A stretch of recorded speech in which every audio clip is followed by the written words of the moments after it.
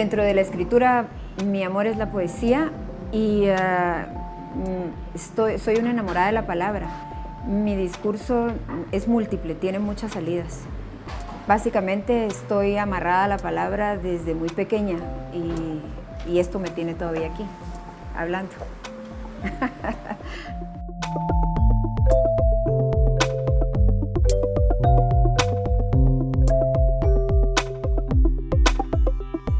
Bienvenidos a Consentido, hoy estamos de vuelta en Sweet Brooklyn, la pasamos muy bien la última vez con Andrea Cardona y hoy estamos otra vez con una mujer que hace algo muy distinto, pero que igual trasciende con su trabajo. Carolina Escobar Sarti, bienvenida a Consentido. Gracias, Beatriz.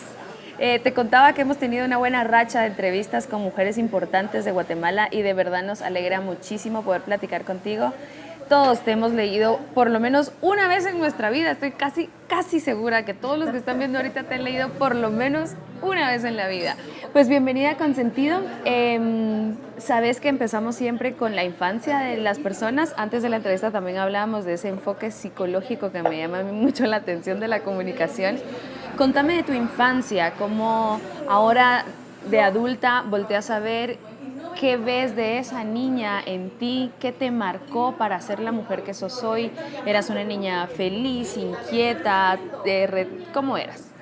Bueno, interesante pregunta. Primero, ya que te interesa mucho el tema de la comunicación desde la psicología o a unir, Freud decía que la infancia es destino. Luego Lacan lo cuestionó un poco, pero Freud decía que infancia es destino y muchos creemos que tiene todo que ver con la presencia de quienes somos hoy. No siempre, pero sí. En mi caso, yo fui la última de 5, un hermano y 3 hermanas más, somos 4 mujeres y un hombre, pero con distancias bastante grandes de años. La que menos me lleva son 5 o 6 años y de ahí en adelante 13, 14, 15, generaciones 16. distintas en sí, cada generaciones muy distintas. Y entonces fui la menor de hermana, fui la menor como sobrina en familia, fui la menor como nieta y como bisnieta. Entonces, eso marcó muchísimo. ¿En qué sentido? No para ser la consentida, como muchos podrían pensar, porque eso implicaría que hubiera estado muy cerca de todos, sino que me tocó muchísimo, y lo agradezco profundamente, digamos, ser observadora de realidad de adultos, toda la vida. Aprendí que en mi casa, por ejemplo, habían 5 distintos estilos de música que se oían al mismo tiempo en diferentes cuartos el mismo día. Amo la música y en un momento podía estar transportándome de algo de rock a la música, a la zarzuela de mi padre o a la música en inglés de Nat King Cole de mi mamá. Pero por el otro lado observaba, digamos, a través de un oído de las gradas, cuando mis hermanas ya estaban en el colegio alemán y hacían repasos en la sala y yo veía los pies de todos hasta cierta altura, todavía nalgas y algunas moñas de vestidos, que era el tiempo, y yo estaba viendo todo eso. Entonces fui muy observadora de realidad y siempre hubo muchos animales en casa, perros, de todo, perros, pájaros, unos perros enormes, siempre había. Entonces, entre vivir muy cerca de animales, observar mucho el mundo, también tenía mucha soledad, porque todo el mundo estaba ocupado en lo suyo. Ya mi padre trabajaba, mi madre estaba en lo suyo. Los primeros años estuvo conmigo, pero después se fue también a trabajar. Mis hermanos todos estaban en la edad en que querían parrandear, salir, llegaban tarde, tocaban por la ventana, yo les ayudaba a que entraran por la ventana. Fue buenísimo, pero hubo muchísima soledad, lo cual nunca lo he resentido como algo negativo. Ajá. Creo que alguna vez en una entrevista Maurice Echeverría me preguntaba, ¿y eso te afectó? Claro que me afectó, pero positivamente. Pude leer, pude pensar, pude interactuar, tuve menos ojos de control encima mío y por lo tanto me he sentido muy libre en la vida para ir tomando decisiones sin que estuvieran tan cerca mis papás o mis hermanos definiendo mi línea. Creo que fue un ejercicio de libertad enorme, enorme para mí. Y de confianza, como que los adultos te daban el voto de confianza, decían es una niña madura. Estaban cansados, esa es la verdad, nadie quería ponerle y entonces yo fui súper inquieta, estaba en deporte toda la vida, estuve en natación, estuvimos en la selección de natación de Guatemala, estuve en la selección de atletismo, jugaba voleibol, bailé español, me ponían en clases de todo, que si había que tocar acordeón, un acordeón que era más grande que yo, porque las hermanas grandes tocaban, había que tocar.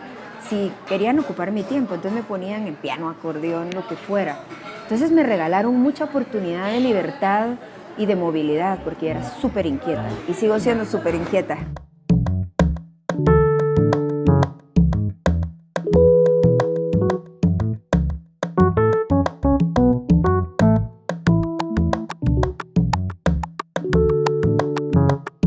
Contame de esas decisiones ya profesionales, de estudio, de decidir estar en la universidad estudiando arquitectura y luego decir, mejor me paso a letras, mejor me paso...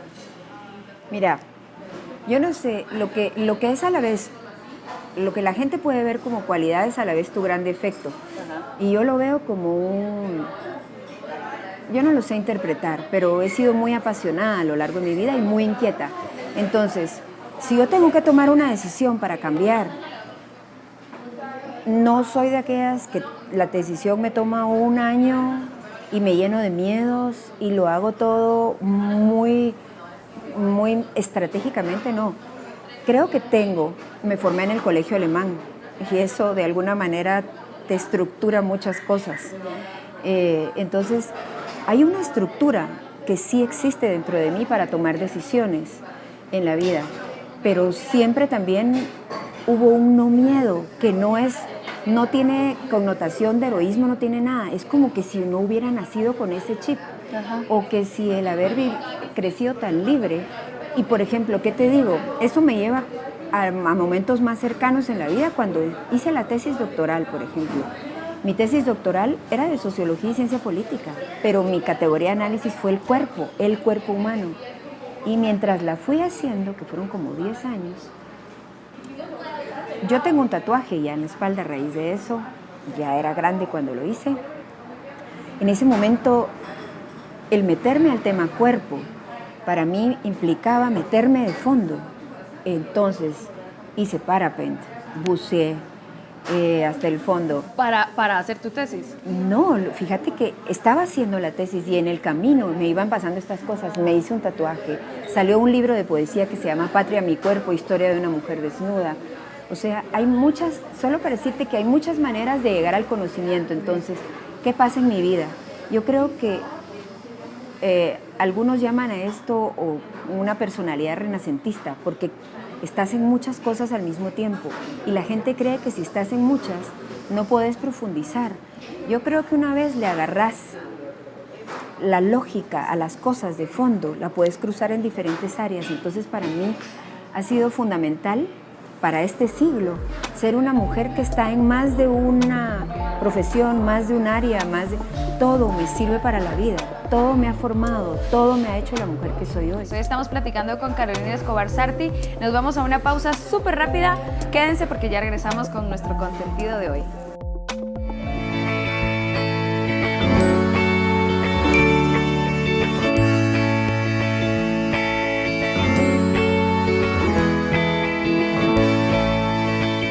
Bueno, Carolina Escobar Sarti es mi nombre.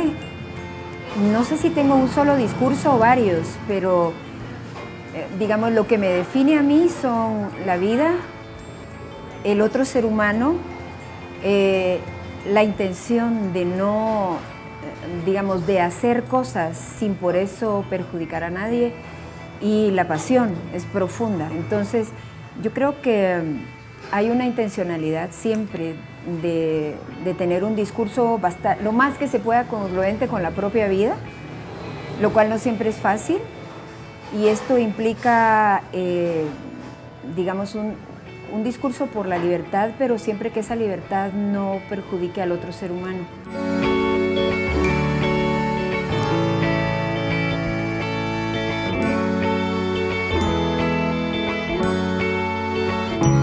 Hoy en Consentido estamos platicando con Carolina Escobar Sarti. La conocemos muchísimo por sus columnas, porque es lo que más cotidianamente recibimos de ti, ¿no? ¿Sabes cuántas llevas? ¿1000? ¿Cuántas columnas habrás escrito en tu vida? Yo no sabía. Hace poco mi madre, que tiene 92 años, me llamó una mañana y me dice: conté todas las columnas que he coleccionado tuyas y son 2500 y no sé cuánto. O sea, yo no sabía. Pero empezaste no con las columnas, empezaste con la poesía. Empezaste, ¿cómo fue tu acercamiento a la literatura, digamos, a escribir? La poesía estuvo conmigo desde que yo era muy joven, no puedo decir niña, pero ¿Desde encontré... tu cuarto, en el fondo de tu casa? Sí, encontré que cuando yo era adolescente había escrito unos, no sé si se recuerdan que había unas libretitas que vendían en las tiendas de barrio, que tenían líneas pequeñitas y que había gente que las utilizaba para escribir. Yo encontré que en esa libretita tenía varios poemas y como mini cuentos escritos desde que tenía 13, 14, 15 años. Y los encontré tardíamente, no los encontré en esa edad, sino como nos habíamos movido de una casa a otra cuando mi padre murió, lo había guardado en una caja y lo encontré después de haber publicado. Yo publiqué tardíamente un libro de poesía que tenía parte de esa primera, digamos, de ese primer influjo, otros que escribí cuando cuando fui madre y otros que escribí después para publicar el primer libro que salió con Editorial El Pensativo. Entonces, ese fue el primero, se llamó La Penúltima Luz. Pero venía escribiendo antes, desde entonces venía escribiendo y leyendo y haciendo mucha vida, viviendo mucho la vida. Entonces tenía mucho material que decir. De ahí en adelante, casi que cada 2 años, volvió a salir un libro de poesía. Pues me preguntabas cómo hacía para escribir 2 columnas semanales más todo lo demás. Yo creo que es esta visión de integralidad de que yo no hago columna. Yo soy la columna, yo soy mi libro de poesía, yo soy el trabajo que hago con las niñas víctimas de violencia sexual y trata.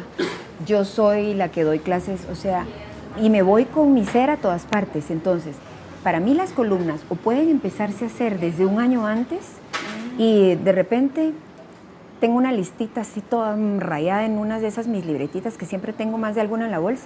¿Desde entonces, los 12 o 13 años? Sí, entonces pongo, se me antoja una columna sobre explotación sexual de niñas, otra sobre qué tiene que ver el Fausto de Goethe con la realidad de hoy de Guatemala. Entonces hago una línea, 4 ideas y las dejo ahí. Y puede ser que no me sirvan, pero puede ser que de repente me encuentro esa libretita y encuentro que hay 3 de esos que yo ya escribí. O sea, para mí el artículo no se empieza a escribir en el mismo momento, a menos de que sea una coyuntura como la actual, que demanda estar sobre la coyuntura un día tras otro y relacionando hacia atrás, haciendo historia, viendo hacia adelante y buscando. Pero yo digo que para mí escribir ha sido no solo parte de un compromiso ético, ¿verdad?, con mi país, conmigo misma, con mi necesidad, ha sido parte de una inquietud, sino que ha sido también una forma de amarrar muchos mundos, porque de repente estoy trabajando con las niñas, estoy dando clases, estoy con la gente del mundo artístico, estoy con gente de la política. Entonces quiero como creer que yo soy de las que creo que todo tiene que ver con todo. Ajá. Y por eso me hace tanto sentido esta época en que las conexiones en red son un permanente movimiento entre todos y todos, y ya no importa tanto dónde están los puntos, sino cómo nos relacionamos.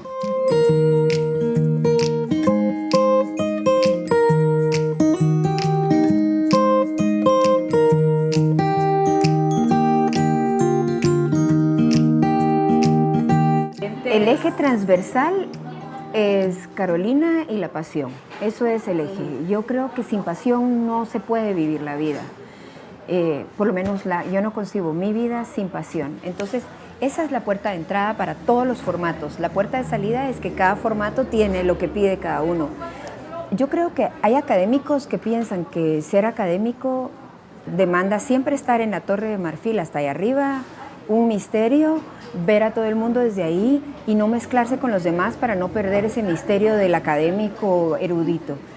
Yo disiento de esto. Yo creo que un académico tiene que estar totalmente conectado con el mundo real y con el mundo de la vida. Pero además, yo como persona no puedo vivir sin la poesía o sin los cuentos, o ahora que estoy escribiendo una novela, no concibo, digamos, no salir por esos formatos. Entonces, para mí ha sido también catártico, porque yo digo que hubiera sido de aquellas que yo no sé qué habría hecho si no hubiera podido escribir o hacer lo que hago. Entonces, sí, es mi formato personal. O sea, todo esto, todo este enredo de cosas es mi formato personal. Y la gente dice es que perdés profundidad por ganar anchura. Podés perder profundidad por ganar anchura, y yo disiento. No en tu caso, porque yo también creo que para cada persona puede funcionar diferente. Claro. Y yo Estoy totalmente de verdad de te admiro, no tengo la menor idea. Contanos así rápidamente a qué horas te levantás y a qué horas te dormís. Yo duermo re bien. ¿Sí? Duermo re bien. No duermo mucho, pero duermo re bien. Normalmente a las 11, 12. Que además las cosas que te ocupan son cosas súper trascendentales. Escribir un libro de poesía, digamos que es uno de los placeres, digamos, que te acompaña en la vida. Pero vamos a irnos a la pausa y cuando regresemos vamos a hablar de esas cosas trascendentales de las que hablas. O sea, cosas tan importantes como la trata de personas. Yo soy vocera de la trata de personas, te cuento. Muy bien. Con la Procuraduría. ¿De verdad? Que es un flagelo. Sí. Terrible, es la esclavitud de nuestro siglo, claro. ¿no? Es la nueva forma de esclavitud, la trata de personas. Cuando hablas de la política, estamos viviendo una situación muy, muy, muy particular en Guatemala. Y vamos a hablar de eso rápidamente, nos vamos a una pausa y ya regresamos.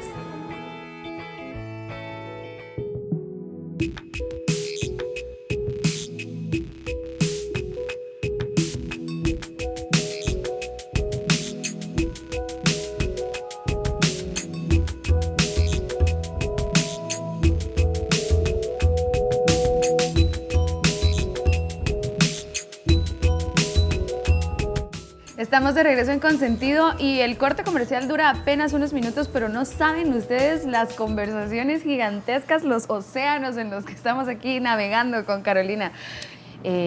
Últimamente te hemos visto también bastante platicando sobre la realidad política de Guatemala, que estamos viviendo en una situación muy particular y única. Vamos a hablar de eso ahorita. Contame, que incluso lo podríamos amarrar con algo que dijiste antes, ¿no? Que los seres humanos somos capaces de hacer cosas bien lindas, pero somos capaces de hacer unas verdaderas atrocidades y porquerías. Contame qué sentís, qué pensás, a dónde vamos, qué va a pasar en Guatemala. Yo creo que estamos en un momento, yo no creo que la crisis sea únicamente ahora. Creo que este es un hito en la permanente crisis que hemos vivido en las últimas décadas. Y creo que la clase política tradicional ha tenido muchísimo que ver con esto. Claro, con socios, porque corruptos y corruptores van de la mano. Pero creo que hay todo un sistema que ahorita se empieza a resquebrajar y ya vemos fisuras por donde puede entrar realmente una democracia que hemos querido. ¿Cómo veo hoy qué estamos pasando? Lo primero que veo es que la movilización ciudadana, que este músculo social que estamos haciendo, es un hito en nuestra realidad desde históricamente. Digamos, en las últimas décadas no habíamos tenido una sociedad tan indignada. Claro, tuvimos que tener un soporte, un respaldo de espacios como CICIG, que abrió el tema de la línea, que abrió después, que está abriendo otros casos como los del IX y que seguramente seguirá abriendo otros más. Tuvimos que haber tenido un respaldo para no sentirnos tan inseguros de volver a tomar, digamos, no solo las calles, sino los espacios nuestros, en nuestras casas, en las universidades. Y yo lo que quisiera remarcar es que yo me quiero salir de las ideologías. Este momento no es un momento, ya se cayó el muro de Berlín hace años y aquí la gente sigue hablando de comunistas y sigue hablando de capitalistas extremos, radicales, reaccionarios, que yo creo que existen en algún sentido, pero ya son obsoletos para quienes queremos construir otro país. Y en ese sentido, yo quisiera meterme en este sentido del humanismo, que yo digo, este es un momento que le está dando voz a la ciudadanía, el colectivo social. No somos individuos que salieron cada uno a protestar, somos un colectivo que salió a decir, estamos hartos de la clase política tradicional que no nos ha representado. Ese es el primer mensaje que quisimos dar. El segundo es que ya no vamos a estar en silencio para cualquier otro tipo de estos abusos, aunque sepamos que es muy difícil ahorita, en un momento, darle vuelta a todo lo que lleva años construyéndose en este país de esa manera tan errada. Lo veo como un momento de oportunidad enorme.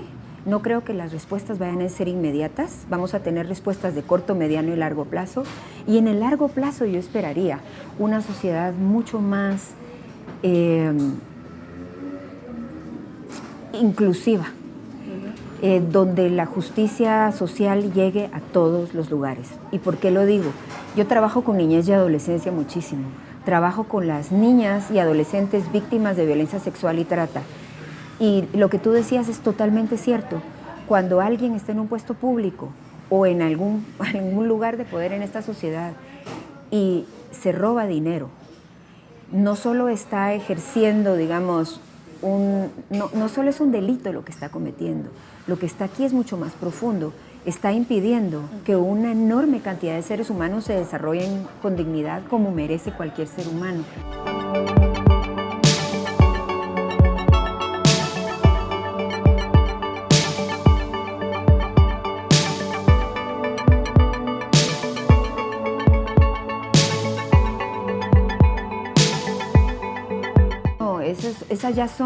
Eso es de gente que no... Esa es otra cosa que yo quiero decir.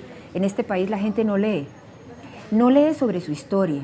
En las escuelas, en los colegios, en las universidades, no hay un curso de historia como tal. Entonces, ¿qué pasa? Los jóvenes y los niños no pasan de estudios sociales o de otros cursitos donde tenemos el tradicional Tecunumán, Pedro de Alvarado, la independencia, pasamos a algunos presidentes que marcaron algún hito aquí, y llegamos a la historia de hoy con nada. Cuando en otros países hay cursos de historia para que uno vincule presente, pasado y futuro. Si no, se hace un vacío ahí de proceso. ¿Qué cruzo con qué? Si no lo sé. Pero además después estamos bombardeados, no leemos. Si no queremos leer en un libro, porque eso ya perdió vigencia, leamos en la red. Si no leemos en la red, pero no leemos, y después nos atrevemos a hablar desde consignas muy facilonas, y somos gente que toma decisiones, y somos gente que habla sin información.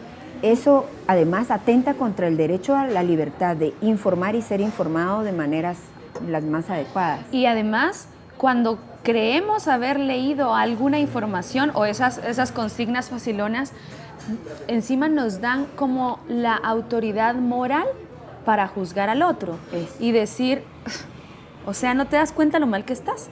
Sí. ¿Cómo? ¿Quiénes somos? Y además, a mí me gustaría, lo que dijiste, las consecuencias inmediatas, a mediano y a largo plazo, que también hay que darse cuenta que nosotros tenemos que cambiar nuestras prácticas. Es importante, creo yo, que suceda algo de verdad, no solo que se destape, por ejemplo, lo de la línea, sino que sucedan el proceso, digamos. Que se aplique la justicia como debe ser. Que se vaya al bote, el que se tenga que ir al bote, que se devuelva la plata, que se siga.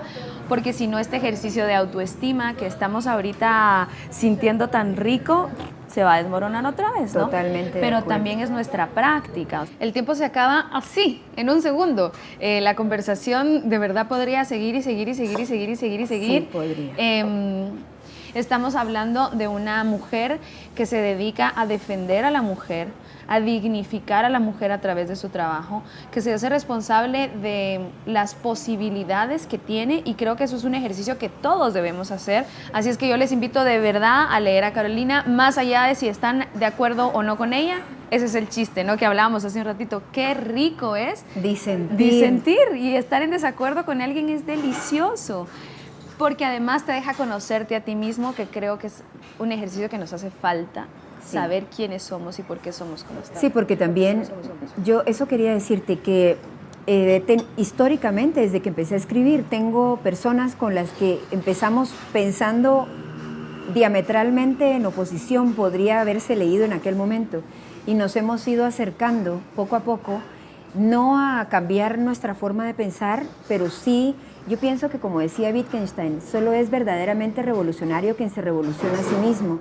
Y yo creo que estamos en esta posición de ir aprendiendo de los otros, no para decirle al otro, sí, tenía razón en todo, ni que él me lo diga a mí, sino para ir encontrando posturas que nos acerquen y que podamos plantearle con argumentos, eso sí, con argumentos, las opiniones que tenemos, ¿no?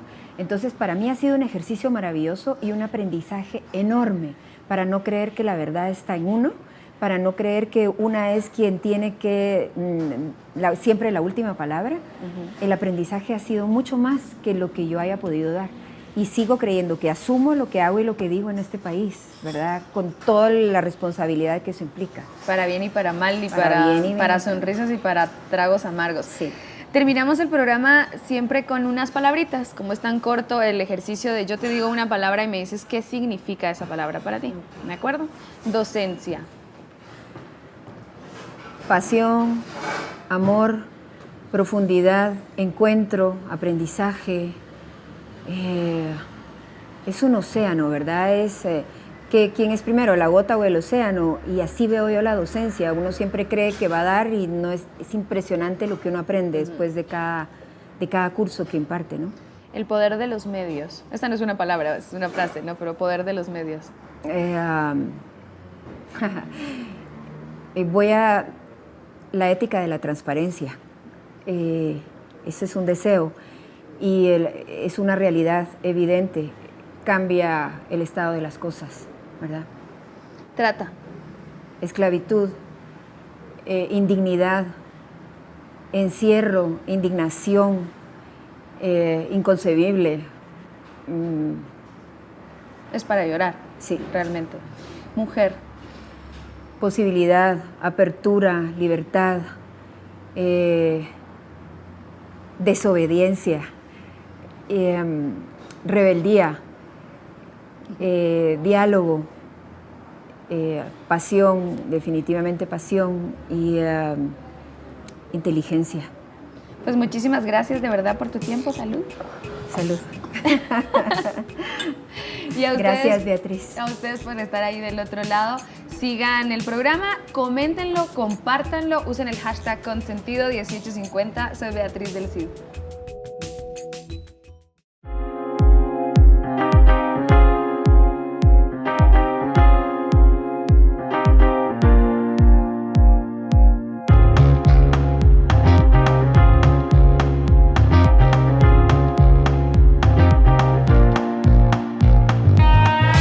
Waking up in a cheap hotel, trying to figure out what went wrong. When I look around, nothing is the same. Looks like we had fun, maybe it's meant to be.